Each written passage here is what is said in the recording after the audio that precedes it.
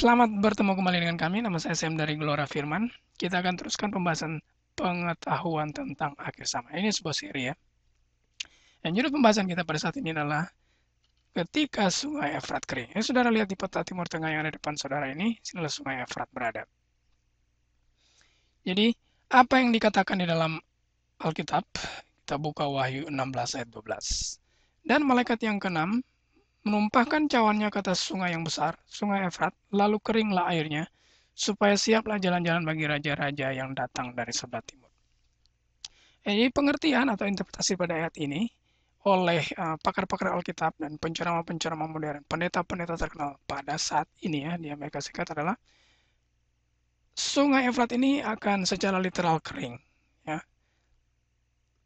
Dengan demikian akan mengawali perang Armageddon, itu perang yang terakhir di atas dunia ini. Bahkan di sebuah majalah End Time dikatakan bahwa Turki saat ini sedang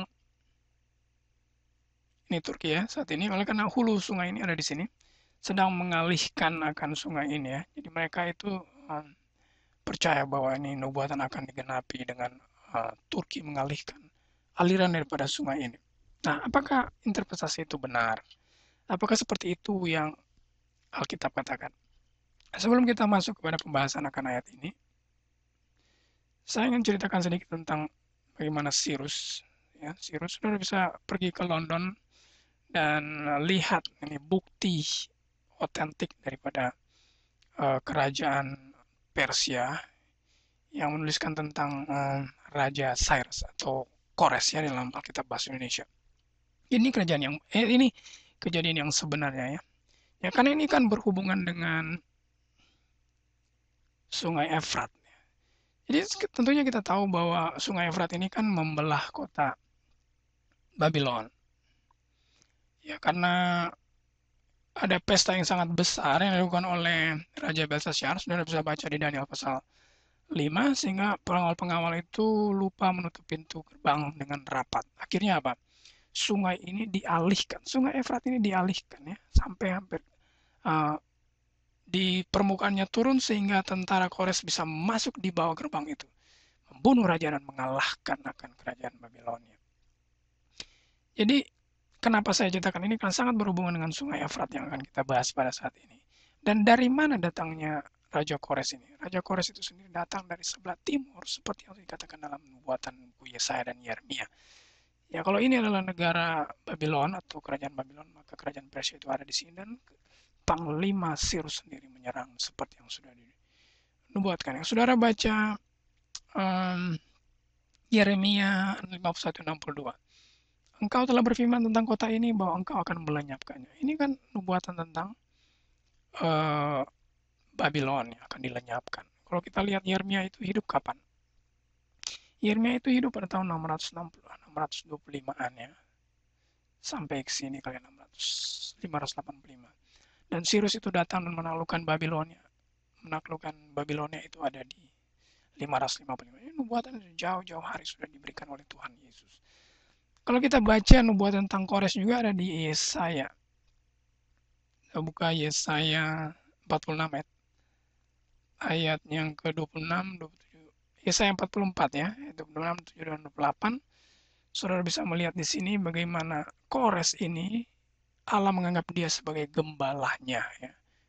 Dia gembalaku. Artinya apa? Kores ini merupakan tipe daripada Kristus sendiri. Dan sudah dinubuatkan bahwa Allah akan membangun kembali Yerusalem. Allah akan membangun kembali kota-kota Yehuda ya. Sudah dinubuatkan sejak zaman Yesaya. Kalau kita lihat kembali timeline daripada Yesaya, Yesaya itu hidup sebelum daripada Yeremia ya. Jadi pada tahun 744 ya. Dia itu memberikan amaran kepada bangsa Israel sekaligus nubuatan-nubuatan tentang Yerusalem itu sendiri. Dan Kores itu sendiri juga diceritakan banyak di dalam Yesaya 46 Yesaya 45 ayat 1 sampai 8. Saudara bisa buka Yesaya 45 ayat 1 sampai 8. Nah, inilah nubuatan tentang Raja Kores itu sendiri ya. Oh, kita baca, inilah firmanku kepada orang yang kurapi, kepada Kores yang tangan kanannya kupegang, supaya aku menundukkan bangsa-bangsa di depannya. Hebat sekali. Jadi kalau saya baca ini, saya pikir-pikir, kita tidak perlu takut atau khawatir sama sekali. Oleh karena segala sesuatu itu sudah dikendalikan oleh Allah. Kalau dulu Allah mengendalikan bangsa Israel badani, tentunya Allah juga mengetahui akhir daripada bangsa Israel rohani. So don't worry at all. Ya. Oleh karena Allah kita adalah Allah yang sangat maha kuasa. Dan sekarang kita akan, saya ingin menggarisbawahi bahwa Kores ini sebetulnya dia dimunculkan oleh Allah. Ya. Dia dimunculkan oleh Allah untuk melepaskan bangsa Israel lahiriah atau bangsa Israel yang bukan keturunan daripada Abraham. Dan dia datang dari sebelah timur. Saudara lihat, dia mengeringkan sungai Efrat untuk menaklukkan akan Babylon. Bukankah ini sangat berhubungan erat dengan ayat kita pada saat ini? Sungai yang besar, sungai Efrat, lalu keringlah airnya. Tapi jangan lupa di dalam buku Wahyu ini kita harus tahu bahwa banyak sekali kata-kata atau bahasa lambang yang digunakan oleh Yohanes ya. Kalau kita lihat sungai yang besar, sungai Efrat, kita harus berpikir sungai itu melambangkan apa. Nah, kalau kita buka Wahyu 17 ayat 15, Wahyu 17 ayat 15. Lalu ia berkata padaku, semua air yang telah kau lihat, di mana wanita pelacur itu duduk, adalah bangsa-bangsa rakyat banyak dan kaum dan bahasa. Artinya apa? Sungai itu bukan lagi sungai Efrat, tetapi itu melambangkan bangsa, kaum, bahasa. Dan kalau kita baca ayat-ayat awal dari pasal ini, siapa yang duduk di atas sungai ini? Sangat berhubungan. Kalau dulu sungai Efrat itu yang duduk di atasnya adalah kota Babylon, yang sekarang yang duduk di atasnya adalah apa? Babel besar, ibu dari wanita-wanita pelacur, kekejian bumi. Artinya apa? Mereka atau bangsa-bangsa, kaum dan bahasa yang menyokong penyesatan dan penipuan yang dilakukan oleh Babel besar. Babel besar itu sebetulnya adalah Babel rohani, Babel modern rohani yang ada pada saat ini. Nanti di video-video selanjutnya akan saya jelaskan khusus tentang Babel besar itu. Jadi itulah sebetulnya pengertian daripada sungai yang besar atau sungai Efrat, yaitu adalah bangsa-bangsa, kaum dan bahasa yang menyokong penipuan dan penyesatan yang dilakukan oleh Babylon. Babylon siapa?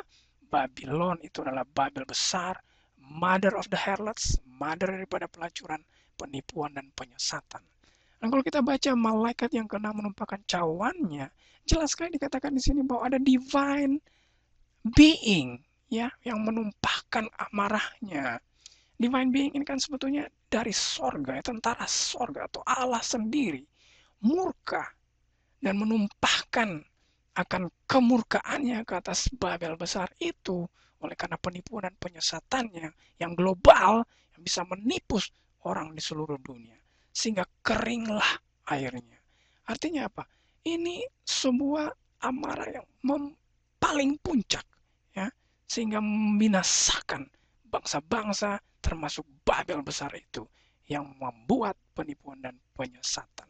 Kalau kita baca terus ayat itu supaya siaplah jalan-jalan bagi raja-raja yang datang dari sebelah timur. Ini bukan raja Cina, bukan raja Rusia yang akan menyerang bangsa Israel atau akan menyerang bangsa-bangsa di Timur Tengah atau akan menyebabkan sungai Efrat itu kering lalu kemudian terjadi perang Armageddon.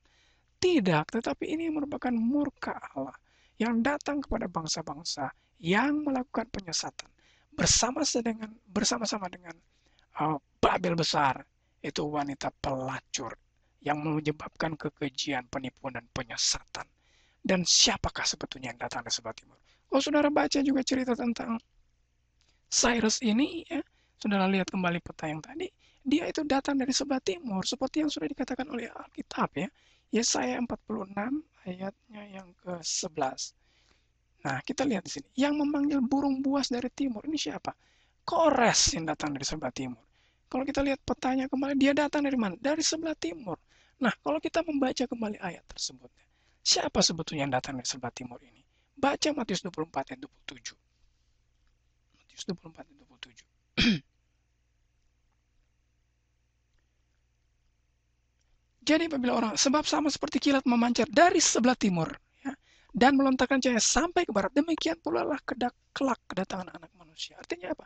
Anak manusia lah itu yang akan datang di sebelah timur. Jadi siapa yang akan datang? Tentara sorga yang dipimpin oleh Yesus Kristus. Dia akan menimpakan murkanya kepada Babel besar itu, kepada bangsa-bangsa yang menyokong Babel besar itu, dalam melakukan penipuan dan penyesatan terhadap umat manusia di atas dunia ini. Dan kemudian akan membebaskan Israel rohani. Kalau yang dahulu Sirus datang untuk membebaskan Israel badani yang ditawan di Babylon, namun pada saat ini tentara sorga di bawah pimpinan Panglima Yesus Kristus datang untuk membebaskan Israel rohani, yaitu saudara dan saya, pada perang Armageddon yang sebenarnya. Jadi, baiklah kita semua berusaha untuk menjadi bagian daripada apa? Israel rohani. Siap bagi kedatangan Raja yang datang dari ufuk timur.